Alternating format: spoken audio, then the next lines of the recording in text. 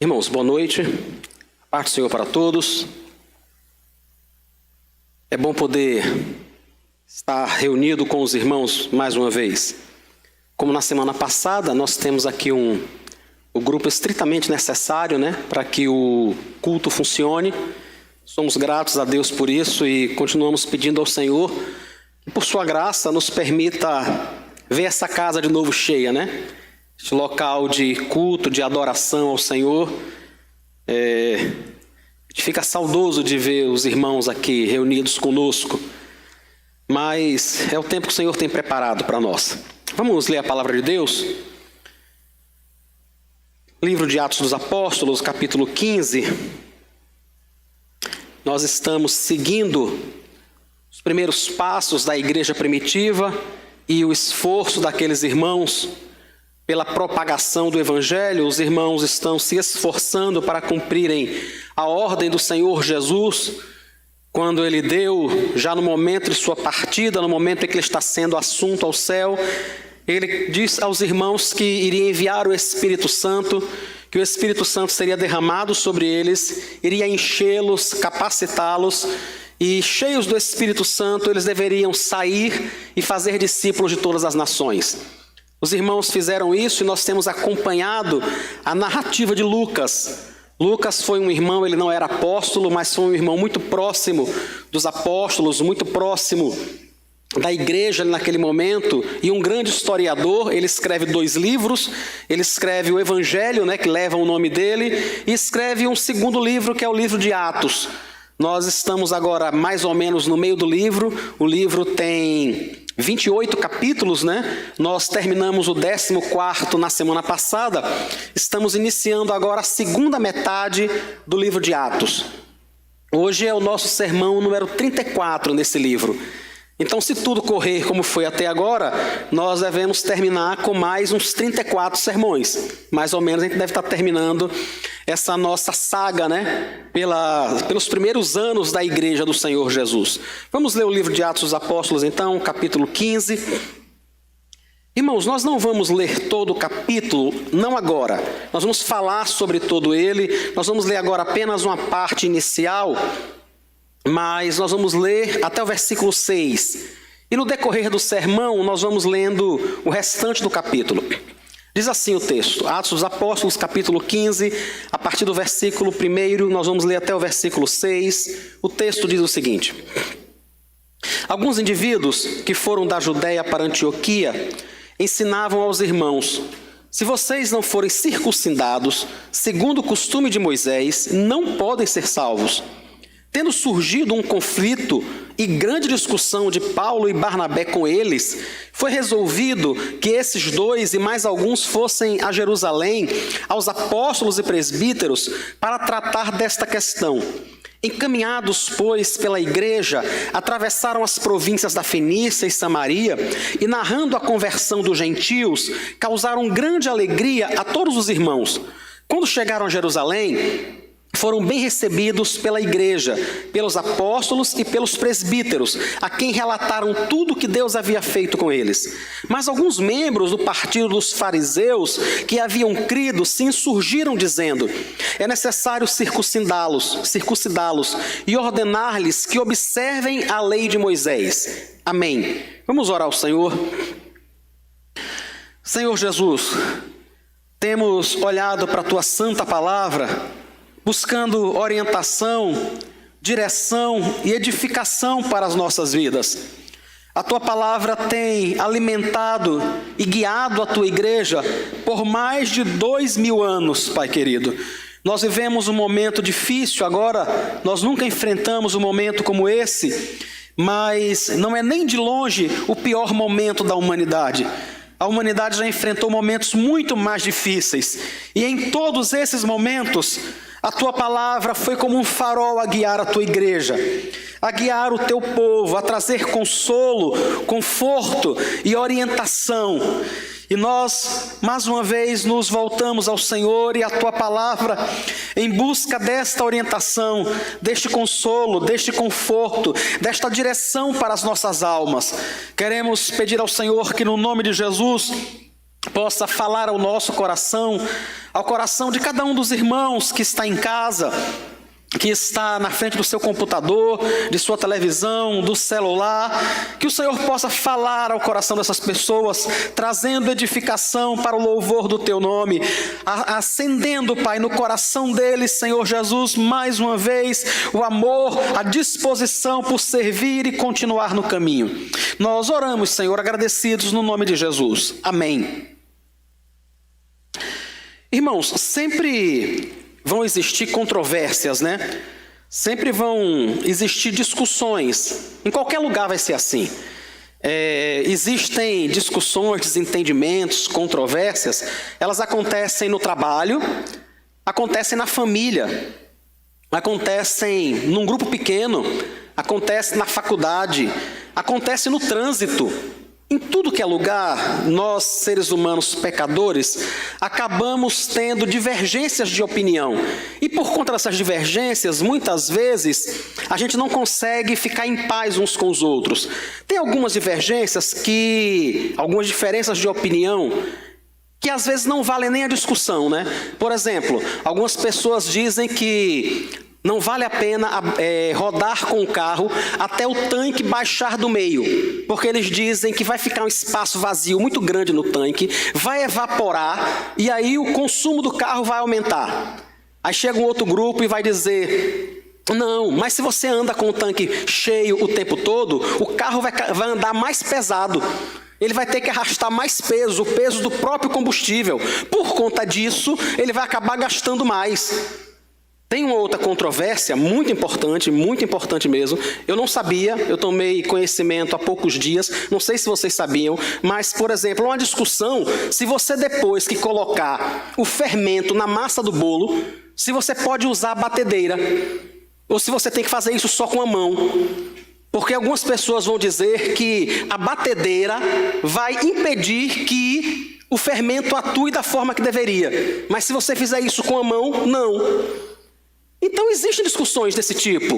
Existem discussões que a gente diz assim: tá bom, então rode com o tanque meio, você rode com o tanque cheio, você ponha o fermento antes de mexer a massa, não tem problema nenhum. Não vale nem a pena a discussão. Mas há outras divergências que são relevantes. Há outras divergências que a gente não pode apenas deixar para lá. Por exemplo, no começo da pandemia, a OMS, a Organização Mundial da Saúde, dizia que só deveriam usar máscara aqueles que estavam contaminados, para não contaminar outros. Hoje é lei no país todo que em qualquer local público que você esteja, se você estiver perto de pessoas, você tem que estar usando máscara.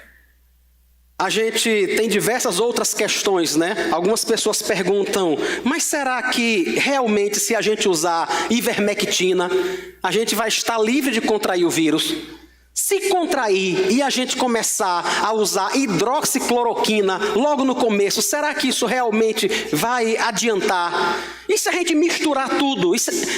Existem questões que são mais relevantes, como essas, por exemplo, porque elas dizem respeito à nossa vida. Irmãos, e a maioria dessas perguntas que eu fiz agora, nós não temos resposta ainda. A gente apenas acha, há apenas indicativo. Nesse momento, ainda não tem tempo necessário, ainda não tem tempo suficiente para ser feita boa ciência, né? Então a gente apenas tem direções, nada mais que isso. Não tem nada de certo em canto nenhum, nem para quem defende isso, nem para quem defende aquilo. Isso ainda vai levar muito e muito tempo para que as pesquisas possam se solidificar. Mas por que é que agora a gente não para de discutir isso? A gente não para de falar sobre isso? Porque é importante. Porque é relevante. Digamos que a tal da ivermectina realmente ajude. Então, se você tomar agora, pode ser que isso salve sua vida. Então, assim, apesar de não haver comprovação científica nenhuma, exatamente nenhuma, a gente se agarra em qualquer coisa que a gente puder. Porque disso depende a nossa vida.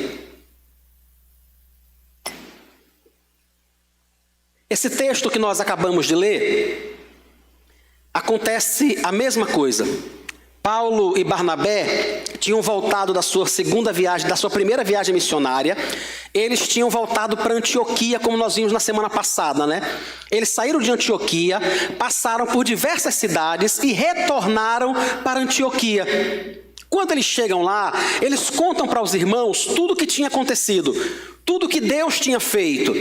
Mas diz o versículo 1 aí de Atos capítulo 15, que alguns indivíduos que foram da Judéia para Antioquia ensinavam aos irmãos o seguinte: se vocês não forem circuncidados segundo o costume de Moisés, vocês não podem ser salvos. Irmãos, estão entendendo a relevância da questão? Eles não estão discutindo se o carro vai consumir mais se você encher o tanque ou deixar de encher. Ele não está discutindo se o bolo vai solar porque você mexeu o fermento dessa forma ou daquela forma. Ele não está nem discutindo se um determinado agente químico vai livrar você do coronavírus. Não é nem isso. Eles estão discutindo uma questão para além dessa vida. Uma questão eterna. Eterna.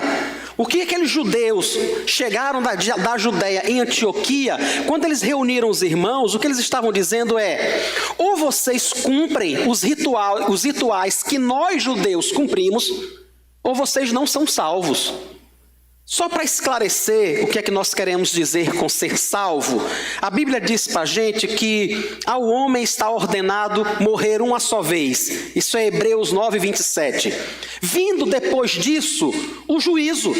Depois, irmãos, depois que nós morrermos aqui neste mundo, há apenas dois destinos possíveis, segundo a palavra de Deus.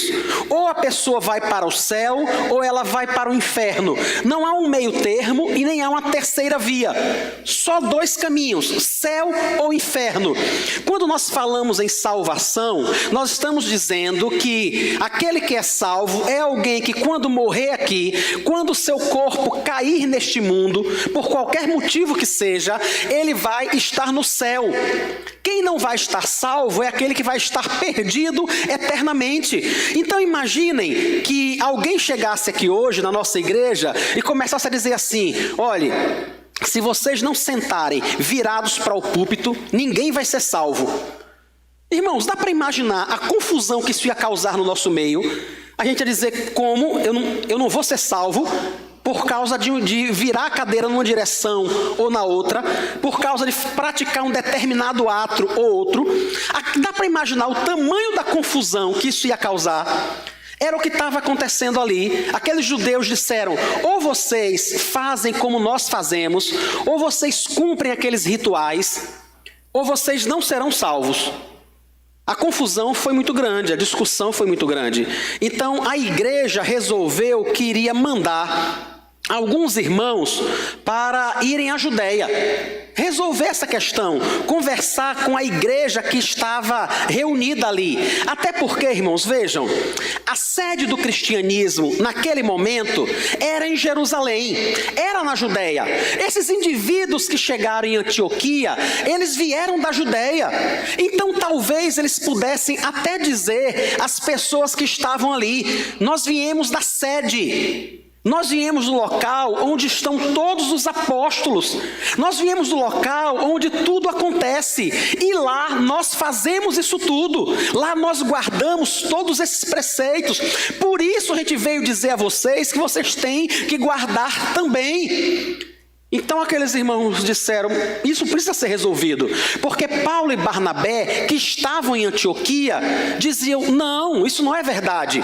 Nós não precisamos cumprir a lei de Moisés. Nós somos salvos pela fé, nós somos salvos pela graça. Nós não somos salvos por praticar nenhum tipo de ritual, nenhum tipo de obra, nenhum. E os judeus insistiam: não, ninguém vai ser salvo se na realidade não continuar fazendo sacrifícios. Ninguém vai ser salvo se não guardar o sábado exatamente como um fariseu guarda. Ninguém vai ser salvo se não jejuar 2 vezes por semana. Ninguém vai ser salvo sem essas coisas. A discussão foi tão grande que a igreja disse: olha, vamos fazer o seguinte, vamos mandar uma comissão de irmãos para irem até Jerusalém e discutir isso com a igreja. Está no versículo 2, né?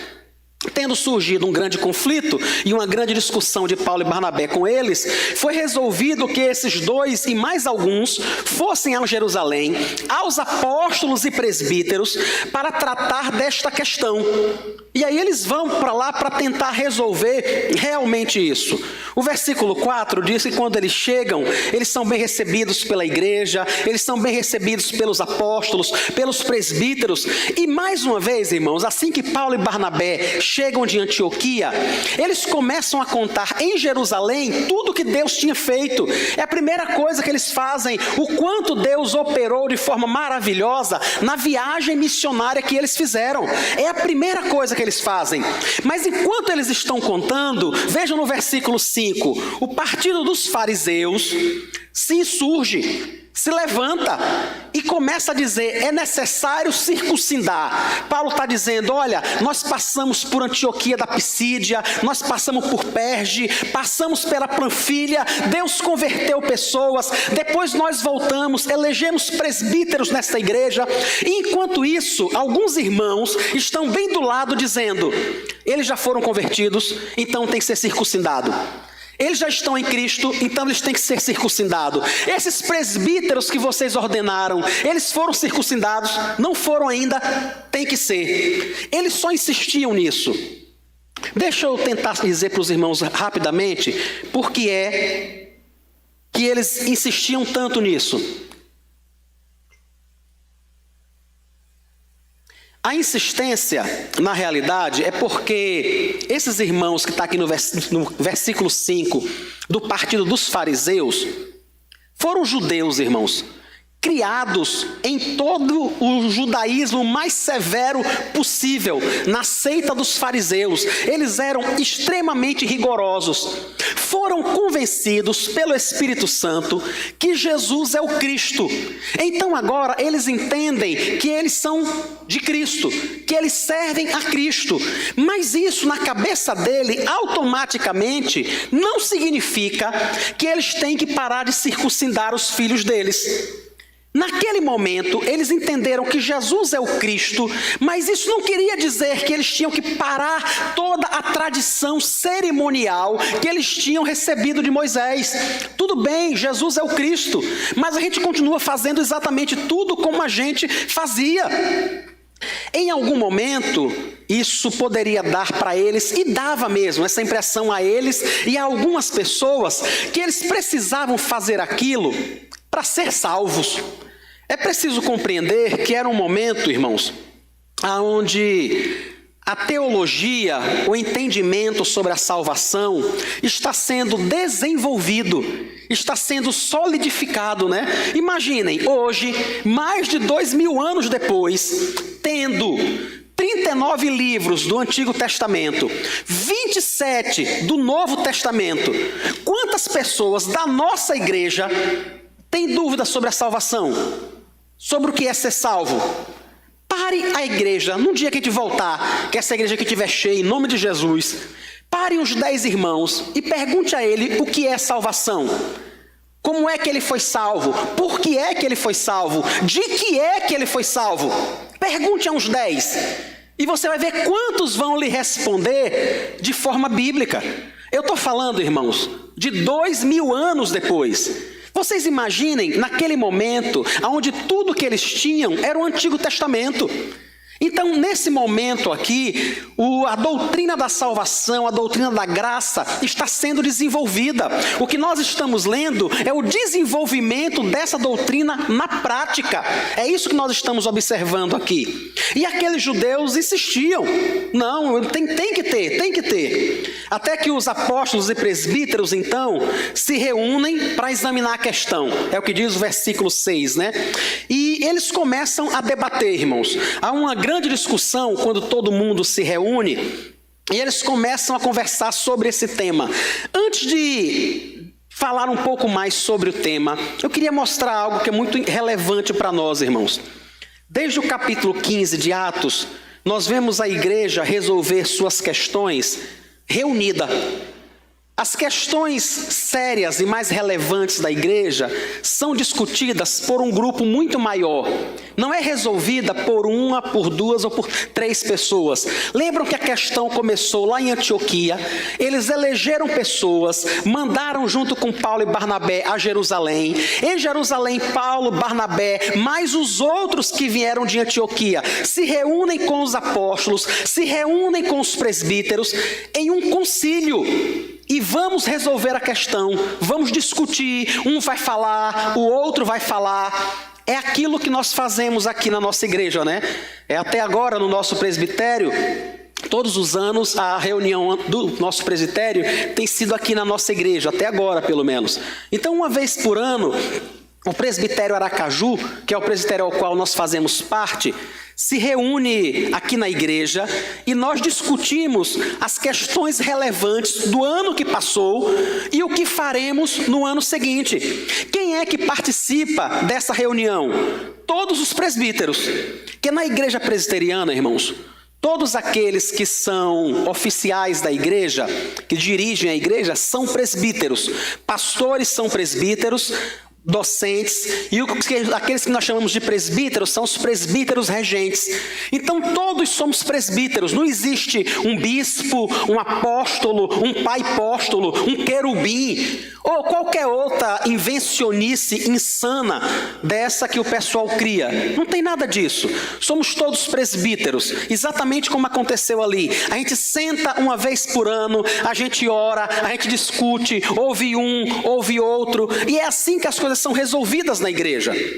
Era isso que eles estavam fazendo aqui. Eu fiz questão de mostrar isso aos irmãos para dizer a vocês que nós temos feito aquilo que a Bíblia diz que nós devemos fazer. A Bíblia manda a gente discutir os nossos problemas, as nossas divergências em concílio. Os presbíteros fazem isso, e é isso que a nossa igreja e o nosso presbitério tem feito anualmente. Isso pelo menos uma vez. Em outros momentos a gente pode chegar a se reunir outras vezes para discutir questões que surjam.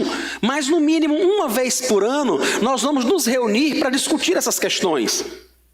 Era isso que aqueles irmãos estavam fazendo. Diz o versículo 7 que depois dessa discussão, Pedro toma a palavra e começa a falar para eles. E Pedro diz o seguinte, versículo 7. Irmãos, vocês sabem que desde há muito Deus me escolheu entre vocês para que da minha boca os gentios ouvissem a palavra do evangelho e crescem.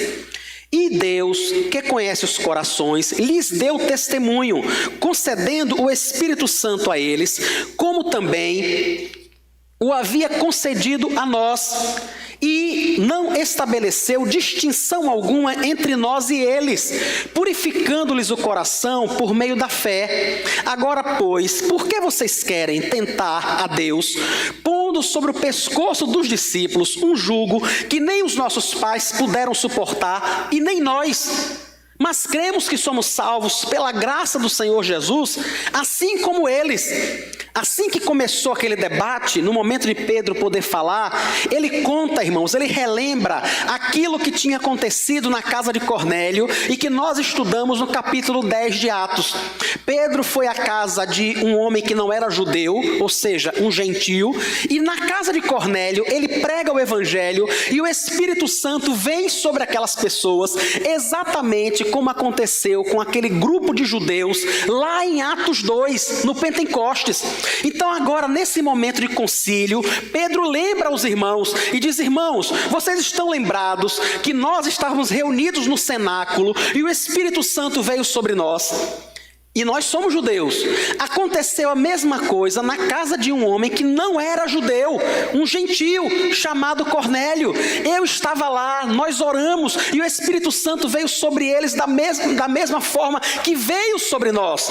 Ou seja, Deus não fez distinção alguma em como salvá-los. Deus os salva da mesma forma que nos salvou. Não há nenhum tipo de divergência. Nós não fomos salvos pelas obras que nós praticamos, e nem eles.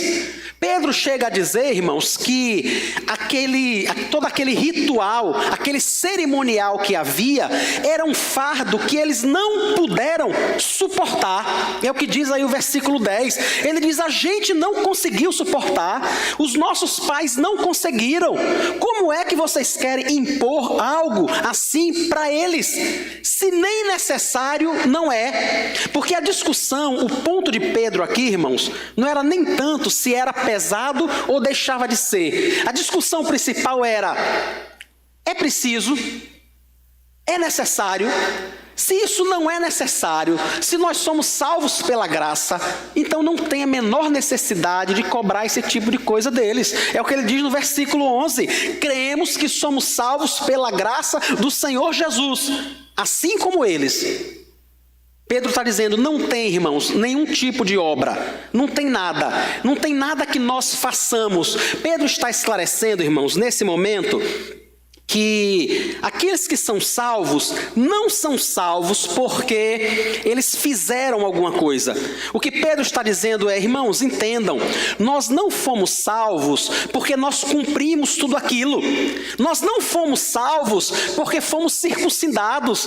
Nós não fomos salvos porque cumprimos cada uma daquelas regras. Nós fomos salvos pela graça, apenas pela graça. Então não há nada que possa ser feito para que a pessoa seja salva, além de crer no Senhor Jesus. Quando Isaías, capítulo 64, no versículo 6, ele cita algo que é um versículo que todos nós conhecemos, né? Ele falando sobre aquilo que eu e você podemos fazer diante de Deus para sermos salvos. O profeta Isaías diz assim: todos nós somos como o imundo, e todas as nossas justiças são como trapos de imundícia. O profeta Isaías não estava dizendo que eu e você não devamos ser justos no nosso tratamento com as pessoas. Ele não estava dizendo que eu e você devemos dar calote no imposto de renda. Ele não estava dizendo para a gente subornar o guarda que vai nos dar uma multa. Ele não está, irmãos, criticando a nossa justiça. O que ele está criticando é se você acha que por conta da sua justiça você pode ser salvo. É isso que Isaías está dizendo. Ele está dizendo: olha, se pelo fato de pagar o seu IPTU, de não dar calote no imposto de renda, de não subornar o agente de trânsito, de agir de forma correta, se você acha que por conta disso você vai ser salvo, deixa eu dizer uma coisa a você: essa sua justiça diante de Deus para a salvação é como um trapo de imundícia, é como lixo, é como uma coisa que não serve para nada. Deu para entender? Ele não está dizendo para que eu e você não sejamos justos, mas que por mais que a gente faça, isso não é suficiente para produzir salvação. É como Pedro disse aqui no versículo 11: nós somos salvos pela graça do Senhor Jesus, assim como eles. Paulo esclareceu isso mais ainda, irmãos. Filipenses capítulo 3, a partir do versículo 1.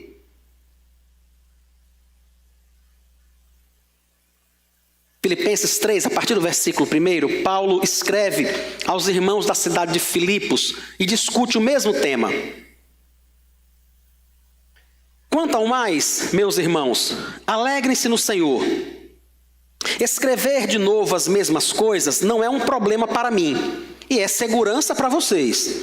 Cuidado com os cães. Cuidado com os maus obreiros, cuidado com a falsa circuncisão, porque nós é que somos a circuncisão, nós que adoramos a Deus no Espírito e nos gloriamos em Cristo Jesus, em vez de confiarmos na carne. Veja o que Paulo está dizendo: há pessoas que pensam que vão ser salvas apenas porque foram circuncidadas. Elas não servem a Deus no seu coração, elas não temem a Deus, mas elas confiam na carne. Paulo está fazendo referência à circuncisão, porque a circuncisão era uma marca que acontece no corpo, na carne da pessoa. Paulo diz: nós não confiamos na carne, nós confiamos em Jesus. A verdadeira circuncisão acontece no nosso coração. Versículo 4 de Filipenses 3. É verdade que eu também poderia confiar na carne. Se alguém pensa que pode confiar na carne, eu ainda mais. Fui circuncidado no 8º dia. Ele começa dizendo: sou da linhagem de Israel, da tribo de Benjamim, hebreu de hebreus. Quanto à lei, fariseu. Quanto ao zelo, perseguidor da igreja. Quanto à justiça que há na lei, irrepreensível. Paulo está dizendo, irmãos, não tinha um fariseu que nem eu, não. Se tinha alguém que seguia cada um daquelas centenas de mandamentos que a seita dos fariseus tinha, era eu. Eu cumpria. E eu não apenas cumpria, eu perseguia aqueles que não cumpriam. Paulo diz, eu fui circuncidado ao 8º dia. Eu cumpri tudo que você puder imaginar. Eu jejuava 2 vezes por semana. Eu dava dízimo de tudo. Eu fazia as minhas orações. Eu ajudava as viúvas. Eu fazia tudo que você puder imaginar. Mas quando ele olha para a sua salvação, veja o que ele diz no versículo 7. O que para mim era lucro, ele diz, eu podia me apoiar nessas coisas, isso podia ser algum lucro para mim, isto considerei perda por causa de Cristo. Na verdade, considero tudo como perda. Não é só o passado dele como fariseu, né? Por causa da sublimidade do conhecimento de Cristo Jesus, meu Senhor. Por causa dele, perdi todas as coisas e as considero como lixo para ganhar a Cristo. Ele está dizendo, tudo aquilo que eu fiz enquanto um fariseu não serve para a salvação. Não adianta de nada. Eu considero isso tudo como um lixo para que eu possa, na realidade, conhecer a Cristo. E aí ele diz no versículo 9, e ser achado nele, não tendo justiça própria, que procede da lei, mas aquela que é mediante a fé em Cristo, a justiça que procede de Deus, baseada na fé. Paulo está dizendo, não tem nada que eu faça, irmãos, não tem nada que eu faça.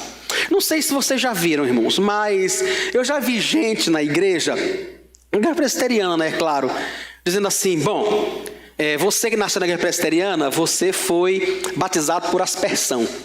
Mas eu vim de outra igreja, meu filho. Eu fui batizado por imersão. Eu fui batizado o corpo todo.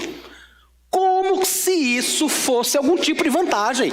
As pessoas que eu ouvia comentando isso, eram dizendo isso. Não, você foi batizado só com água na cabeça. Você foi batizado na igreja presbiteriana. Mas eu vim da igreja tal, eu vim da igreja fulana, eu vim da igreja cicrana, aonde o batismo é por imersão. Então o meu batismo, assim, é um pouquinho melhor que o seu. Eu fui todo mergulhado, entendeu? Não foi só a cabeça. É isso que Paulo está dizendo. Pessoas que estão confiando em atos de justiça para poder conseguir algum tipo de salvação. E ele diz, eu desprezei isso tudo. Paulo diz, olha, se você está se confiando num batismo dessa forma ou daquela forma, Paulo diz, ninguém era tão severo no cumprimento da lei como eu fui. Mas eu considerei isso tudo como lixo, porque não adianta nada. Tudo aquilo que eu fiz não produziu salvação nenhuma, de jeito nenhum. Ele diz, a salvação vem apenas por intermédio de Jesus Cristo. É só por intermédio dele, não vem de outra forma.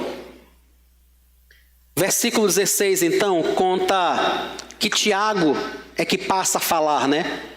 Depois que Pedro argumenta, mostrando que a salvação é pela graça, a salvação não se apoia em nada que ninguém fez, então Tiago começa a falar no versículo 16. Depois disso, voltarei e edificarei o tabernáculo. Isso é Tiago citando Amós, capítulo 9. Voltarei e reedificarei o tabernáculo caído de Davi. Reedificarei as suas ruínas e o restaurarei, para que o restante da humanidade busque o Senhor, juntamente com todos os gentios, sobre os quais tem sido invocado o meu nome, diz o Senhor, que faz estas coisas conhecidas desde os tempos antigos. O que Tiago está dizendo é, irmãos, Isso que o apóstolo Pedro argumentou com vocês agora. Pedro disse que o Espírito Santo veio sobre os gentios, como veio com a gente, né? Isso que Pedro está dizendo já estava predito. O profeta Amós já tinha falado antes que Deus iria levantar um novo Israel. Ele iria levantar um novo povo para si.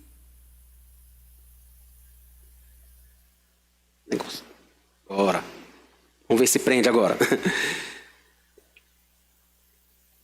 Vai dar certo. Ele está dizendo, o que Deus está fazendo é levantando um novo Israel para si. Não um Israel nacional, não um povo que é salvo por conta de sua nacionalidade, mas um povo que é salvo por estar em Cristo. É isso que Tiago está dizendo. Parem de estar olhando para a nacionalidade como se a salvação acontecesse porque você é judeu. Como se a salvação acontecesse porque você é um presbiteriano de 4 costados. Os seus avós maternos eram presbiterianos, os seus avós paternos eram presbiterianos, os seus pais eram presbiterianos e você é presbiteriano. Eu sou a 3ª geração de presbiterianos da minha família. Eu sou a 5ª geração de presbiterianos reformados da minha família. Como se isso trouxesse algum tipo de salvação. Se não houver conversão no coração, você pode ser a 10ª geração de pastores presbiterianos da sua família, que você continua perdido do mesmo jeito. De nada adianta. É isso que Tiago está dizendo. O Senhor está levantando para si um novo Israel. Um Israel cuja circuncisão agora não é mais na carne, mas é no coração. E então Tiago passa, irmãos, a argumentar em um outro sentido. Veja, o que Pedro fala e o que Tiago fala, deixa claro que a salvação é pela graça, somente pela graça, e não há nada que alguém possa fazer para que isso seja produzido por um ato, por uma obra, por alguma coisa que a gente possa fazer. A salvação é pela graça, foi Cristo que morreu por nós. Ela só não é de graça, né? Ela é pela graça. Não é de graça porque Cristo pagou um alto preço por mim e por você. Então a salvação é até de graça para nós, mas não para Cristo. A salvação que Ele conquistou para nós custou o preço da sua vida na cruz do Calvário. Então Tiago chega a um consenso com o qual a igreja concorda. Versículo 19. Por isso, julgo que não devemos perturbar aqueles que entre os gentios se convertem a Deus, mas escrever-lhes que se abstenham das contaminações dos ídolos, bem como da imoralidade sexual, da carne de animais sufocados e do sangue. Algumas pessoas, irmãos, lendo esse versículo, esses 2 versículos, têm ficado com a impressão de que isso se refere a nós hoje ainda. E que nós não deveríamos comer nenhum animal sufocado, nenhum tipo de sangue, ou qualquer coisa parecida. Irmãos, nem naquela época a intenção era que isso desagradava a Deus. O que Tiago está dizendo é, as igrejas que estão surgindo agora, nessas igrejas existem judeus e existem gentios. Os judeus passaram a vida toda sabendo que porco é um animal imundo. A vida toda, a religião judaica foi que ele não devia tocar em sangue de jeito nenhum. Ele não poderia comer o sangue de um animal de jeito nenhum, porque a vida está no sangue. Ele nasceu assim, ele foi doutrinado assim. Agora que ele está em Cristo, ele não precisa mais cumprir isso. Não precisa, mas foi assim que ele foi criado. O que é que Tiago e os irmãos do concílio entenderam? Vocês que são gentios, que estão formando uma igreja agora com os judeus, sejam complacentes, sejam irmãos. Entendam que eles vão ficar escandalizados se você comer carne de porco perto dele. Entenda que se você comer uma galinha ao molho pardo perto deles, isso vai afetar profundamente eles. Então o que Tiago está dizendo é, seja complacente com seu irmão. Entenda que vai sempre haver judeus e gentios nas igrejas, mesmo em igrejas fora de Jerusalém, onde Paulo tinha passado, em Antioquia, da Pisídia, na Panfilha, em Perge, em todos esses locais, vai haver judeus, porque os judeus tinham se espalhado pelo mundo todo. Então ele diz, sejam pacientes com seus irmãos. Sabe, não porque haja algum problema em você comer carne de animal sufocado, não porque haja algum problema em você comer algum tipo de sangue, mas para eles há, e se você vai ferir a consciência deles, não vale a pena você comer. É isso que o concílio resolve. É claro que com relação aos outros dois itens, a contaminação dos ídolos e a imoralidade sexual, não há nem o que discutir, porque isso consta inclusive nos 10 mandamentos, né? Isso consta. A imoralidade sexual é citada no 7º mandamento, quando diz para não adulterar, é citada no 10º mandamento, quando diz para não cobiçar. Os ídolos são citados logo nos primeiros mandamentos, quando diz que nós não devemos ter nenhum outro Deus diante do Senhor, e quando diz que nós não devemos fazer para nós nenhuma imagem de escultura com o fim de adorá-la. Então é claro que essas duas primeiras orientações são válidas para nós, porque elas constam do próprio 10 mandamentos que o Senhor deixou. Mas as outras duas orientações tinham a ver com a paz na igreja. Por que é que nós vamos fazer tanta confusão na igreja só para que você possa comer carne de porco? Em nome da paz, da tranquilidade, para não ofender a consciência do outro. Esqueça a carne de porco. Esqueça, tá comendo sangue ou alguma coisa que vai entristecer ao seu irmão. O apóstolo Paulo, na primeira carta dele aos Coríntios, ele esclarece um pouco mais isso. Primeira carta de Paulo aos Coríntios, no capítulo 8, ele diz assim: no que se refere a coisas sacrificadas a ídolos, sabemos que todos temos conhecimento. O conhecimento leva ao orgulho, mas o amor edifica. Se alguém julga conhecer alguma coisa, ainda não conhece como deveria conhecer. Mas se alguém ama a Deus, esse é conhecido por ele. Quanto a comer alimentos sacrificados a ídolos, sabemos que o ídolo, por si mesmo, nada é no mundo, e que não há senão um só Deus. Porque ainda que existam alguns que são chamados deuses, quer no céu ou na terra, como há muitos deuses e muitos senhores, para nós, porém, há um só Deus, o Pai de todas as coisas, por quem nós existimos. E aí ele começa a discorrer, irmão, a partir do versículo 7. Entretanto, nem todos temos esse conhecimento. Alguns, acostumados até agora com o ídolo, ainda comem desses alimentos como se fossem sacrificados a ídolos, e a consciência deles, por ser fraca, vem a ser contaminada.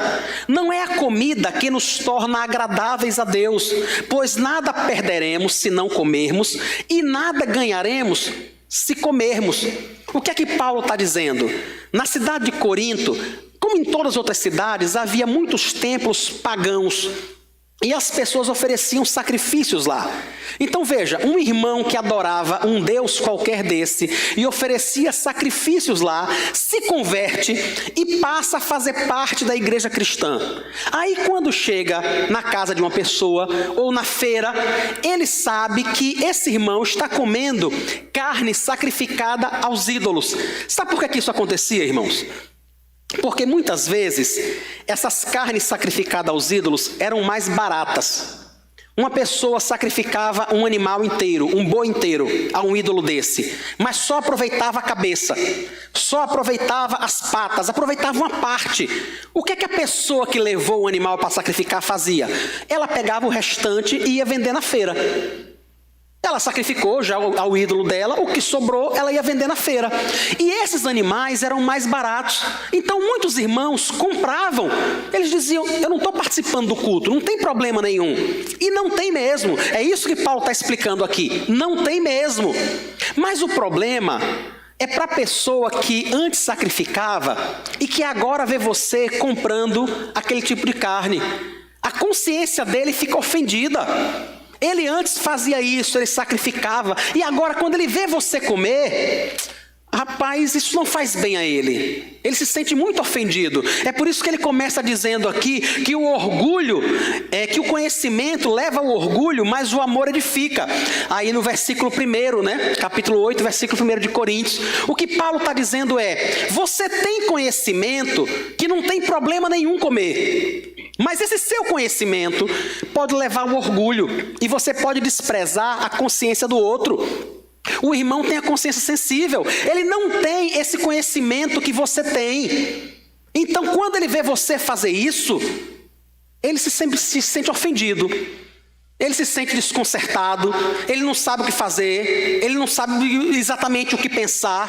Aí Paulo diz: se você não vai perder nada se não comer, se não vai ganhar nada se comer, então evite estar ofendendo a consciência do outro. Nisso você vai ganhar alguma coisa. Se você não ofender ao outro, isso vai ser uma bênção. É isso que ele está dizendo. Os irmãos resolvem então escrever essas determinações e encaminham às igrejas. Fazem uma carta e mandam às igrejas. Paulo, Barnabé e os irmãos leem a carta, está aí no versículo 30, Atos capítulo 15, a partir do versículo 30. Os que foram enviados para Antioquia, partiram para Antioquia e, tendo lido, reunido a comunidade, entregaram a carta. Quando a leram, ficaram muito alegres pelo consolo recebido. Irmãos, vejam que aquela carta, ela não trouxe conhecimento. O que ela trouxe foi consolo. Por que consolo? Porque aqueles irmãos da igreja de Antioquia estavam desesperados. Eles estavam pensando: eu vou para o inferno então. Se eu não for circuncidado, se eu não seguir os rituais que os judeus seguem, eu vou para o inferno. Eles vão para o céu porque eles conhecem a Cristo e praticam isso tudo, mas eu não. E quando a carta chega, ela traz consolo e aqueles irmãos se alegram. O que nós precisamos então entender, irmãos, é que a salvação é unicamente pela graça. Ninguém é salvo porque nasceu na igreja, ninguém é salvo porque é pastor, porque é presbítero, ninguém é salvo porque é beata, ninguém é salvo porque mora dentro da igreja, ninguém é salvo por nada, exatamente nada que faz, nada. Somos salvos apenas pela fé em Cristo. Nós cremos que Ele morreu por nós e que o seu sangue na cruz é suficiente para pagar o preço dos nossos pecados. Por isso nós somos salvos. Mas agora que somos salvos, agora que estamos em Cristo, nós temos cuidado com a consciência do outro. Se tem questões que eu sei que vão ferir a consciência do meu irmão, eu e você precisamos pedir graça a Deus para não fazer. Embora a gente até tenha liberdade para fazer. A gente até tem liberdade, mas é o que Paulo está dizendo: você tem conhecimento que isso não é pecado, você tem conhecimento que não tem problema, mas há irmãos que não têm. E agora é interessante notar, irmãos, que esse tipo de entendimento só chega com a maturidade espiritual. Quanto mais imaturos espiritualmente nós somos, mais egocêntrico nós somos. Não é assim que as crianças são. Por que um bebê chora? Por duas coisas: porque ele está com fome e ele não entende que alguém já está preparando. Então ele chora. A única coisa que ele quer saber é que ele precisa comer. Por que é que adultos fazem bico quando estão com fome? Porque ainda se comportam como crianças. Não faz sentido. Ele não sabe que vai chegar a comida, ele não sabe a hora de comer, ele não sabe como providenciar. Por que é que ainda fica tão enraivecido? Porque se comporta como uma criança. A criança é que tem essa característica de ser realmente muito egocêntrica, é pensar nela. Ela não quer saber de dividir o brinquedo, ela não quer saber de dividir a comida, ela não quer saber de esperar. Crianças espirituais, pessoas imaturas espiritualmente na igreja, ainda causam barulho. Porque o que elas querem é fazer aquilo que agrada a elas. Elas dizem: isso não é pecado. Não é. Por que você acha que eu não vou fazer? Porque o irmão fulano não é problema do irmão fulano. Bicho, paciência, é problema dele. Só quando a gente se aproxima de Cristo, a gente consegue amadurecer um pouco mais, irmãos. É que a gente consegue pensar não apenas na liberdade que nós temos, mas também em não ferir a consciência do outro. Isso também é um modo de servir a Deus. E o que é que nós precisamos fazer? Pedir a Deus ter misericórdia de nós, que nos dê graça, que nos ajude a amadurecer, que nos ajude a levar em consideração, a ajudar pessoas a crescerem na fé, a ajudar irmãos a entenderem que não há problema em fazer determinadas coisas, mas que há problemas em ofender as pessoas com aquilo que nós fazemos. Isso não agrada a Deus, isso entristece, isso é sinal de orgulho, é sinal de imaturidade cristã. É por isso que Paulo diz, o conhecimento leva muito ao orgulho. A pessoa se sente muito prepotente, muito orgulhosa. Não, eu sei, eu conheço, então não se preocupe não que eu posso fazer isso. Mas é o amor quem vai aproximar as pessoas e resolver essas questões. Era isso que esses irmãos estavam resolvendo. Aquele concílio foi extremamente importante para a vida da igreja, para a nossa vida aqui hoje, em especial por todas as lições que nós aprendemos, irmãos. Nós precisamos dar ouvidos aos concílios. Isso é a última questão que eu queria lembrar aos irmãos. A gente não tem, irmãos, a opção, como igreja presbiteriana Jardim das Oliveiras, de se rebelar contra os concílios da igreja. O que nós podemos fazer, se eu e você não estamos de acordo, é deixar a igreja. Isso a gente pode. Há muitos anos atrás, isso deve ter quase 10 anos, eu acho, quando a IPB, a Igreja Presbiteriana do Brasil, emitiu uma carta pastoral sobre liturgia, sobre o culto. E essa carta pastoral esclarecia que a Igreja Presbiteriana do Brasil entende que danças litúrgicas não são elementos de culto, não devem existir no culto. Nesse período, um irmão, um pastor presbiteriano de uma igreja em Manaus, uma igreja grande por sinal, ele fez uma carta aberta à Igreja Presbiteriana do Brasil, agradecendo pelo tempo que ele esteve na IPB, discordando da decisão da Igreja Presbiteriana e dizendo que estava saindo.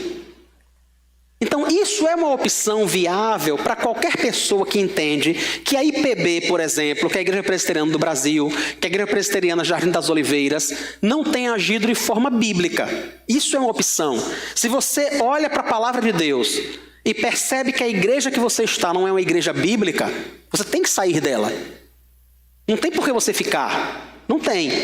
Como também não tem como você discordar e ficar tirando a paz, causando confusão. Não, a Igreja Presbiteriana disse que não pode, mas eu quero dançar. Eu nasci dançando, eu danço desde a barriga de minha mãe. Então, qual é o problema? O que não dá é para a gente fazer isso.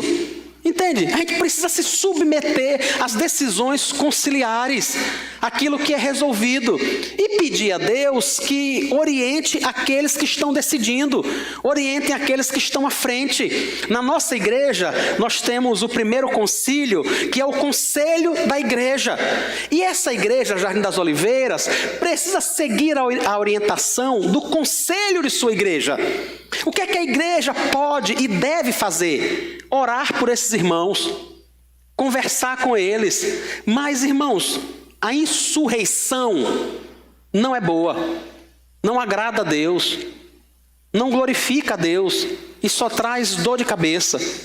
Então, que o Senhor nos dê graça, que o Senhor nos ajude a nos submetermos a Deus acima de tudo, entendendo que somos salvos pela graça, entendendo que, apesar de toda a liberdade que nós temos em Cristo, algumas vezes vai ser necessário que a gente abra mão dessa liberdade para que irmãos possam não ter a consciência ferida naquele momento. Que o Senhor nos dê graça e nos sustente, para louvor e glória do teu santo nome. Vamos orar ao Senhor, depois nós vamos cantar. Senhor Jesus, nós agradecemos ao Senhor pela tua palavra, agradecemos ao Senhor pela orientação, pedimos ao Senhor que nos dê graça, para que nós possamos permanecer compreendendo que não somos salvos por nada que fazemos, nada, exatamente nada, mas que precisamos fazer tudo o que fazemos para o louvor e glória do teu santo nome. Porque o congregar, o servir, o adorar, o viver de uma forma que glorifica ao Senhor, isto é a resposta de um coração agradecido e salvo. Ajuda-nos a entender isso, que nós fazemos estas coisas porque já somos salvos, não para sermos. Queremos rogar ao Senhor que tenha misericórdia de nós, que nos dê uma consciência sensível, Senhor Jesus, maturidade espiritual para lidar com aqueles irmãos que ainda não têm maturidade. Tem misericórdia, ajuda-nos a entender que somos membros de um mesmo corpo e que todos vamos juntos para o céu. Por isso precisamos cuidar uns dos outros. Queremos agradecer ao Senhor por esse tempo, pelo culto prestado ao Senhor. E te pedir que abençoe a tua igreja para no decorrer desta semana. No nome de Jesus. Amém.